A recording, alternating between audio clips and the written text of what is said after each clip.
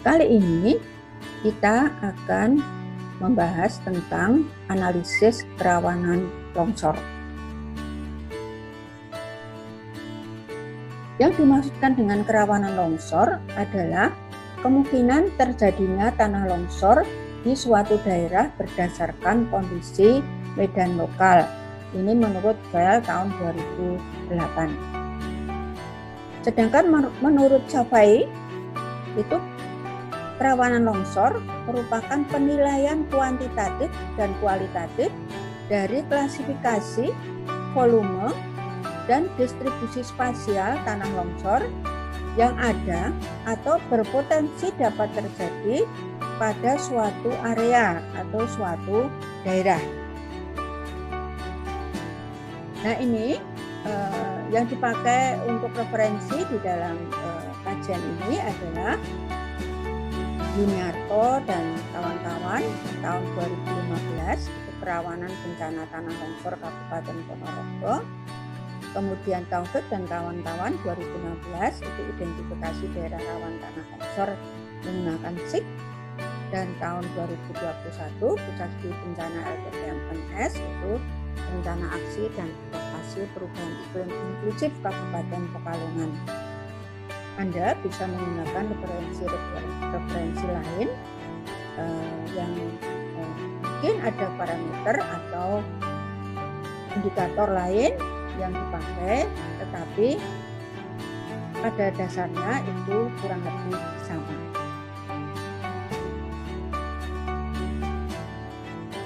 Nah, ini kerawanan bencana tanah longsor Kabupaten Ponorogo oleh Yuniarto dan kawan-kawan. Ini menggunakan metode Paymin et al. Tahun 2006 yang telah dimodifikasi pada data kedalaman tanah. Nah, semua parameter yang dipakai itu ditumpang susunkan atau di overlay. Kemudian ada skor dan bobotnya, dan kemudian nantinya akan menghasilkan peta kerawanan longsor. Nah, parameter-parameter yang dipakai ini adalah hujan harian, kemudian lereng, geologi, kegempaan, keberadaan sesar, penggunaan, infrastruktur, dan kepadatan penduduk. Nah, sedangkan yang dipakai dalam rencana aksi daerah adaptasi perubahan iklim Kabupaten Pekalongan oleh Pusat Studi Bencana, ini penetapan tingkat kerawanan daerah kejadian longsor di daerah penelitian didasarkan pada model pendugaan kawasan rawan tanah longsor oleh Direktorat Vulkanologi dan Mitigasi Bencana Geologi. Sama prosedurnya, bahwa semua parameter itu ditumpang susunkan atau di overlay, dan ada skor dan bobotnya masing-masing.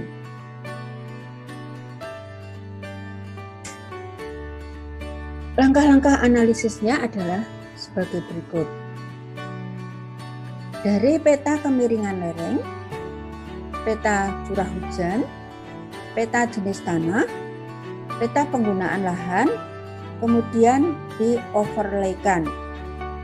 Untuk menentukan kelas kerawanan longsor, hitungannya adalah 30% kali faktor kelas curah hujan, 20% kali geologi, 20% kali faktor kelas jenis tanah, 15% dari kelas penggunaan lahan, dan 15% dari faktor kelas lereng. Nah, 30%, 20% dan sebagainya ini adalah bobotnya. Nah, berikut akan kami jelaskan bagaimana ini tentang skor dan bobotnya. Dari kelas kemiringan lereng, ini semakin curam itu skornya semakin tinggi, karena untuk longsor ini berarti kalau semakin curam itu kemungkinan terjadi longsor itu semakin besar. Jadi kalau kelas kelerengannya kurang dari 8% itu skornya 1, 8 sampai 15% skornya 2, 15 sampai 25% skornya 3, 25 sampai 45% skornya 4, dan lebih dari 45% itu skornya 5. Bobot dari parameter kemiringan lereng adalah 15%. Kemudian untuk parameter curah hujan tahunan, ini kalau kurang dari 1000 itu skornya 1, 1000 sampai 2000 mm skornya 2, 2000 sampai 2500 mm skornya 3, 2500 sampai 3000 mm skornya 4, dan kalau lebih dari 3000 mm itu skornya 5. Bobot dari parameter curah hujan tahunan adalah 30%. Kemudian dari jenis tanah, kalau tidak peka itu skornya 1, agak peka skornya 2, kurang peka skornya 3, peka skornya 4, dan sangat peka skornya 5. Untuk jenis tanah ini bobotnya adalah 20%.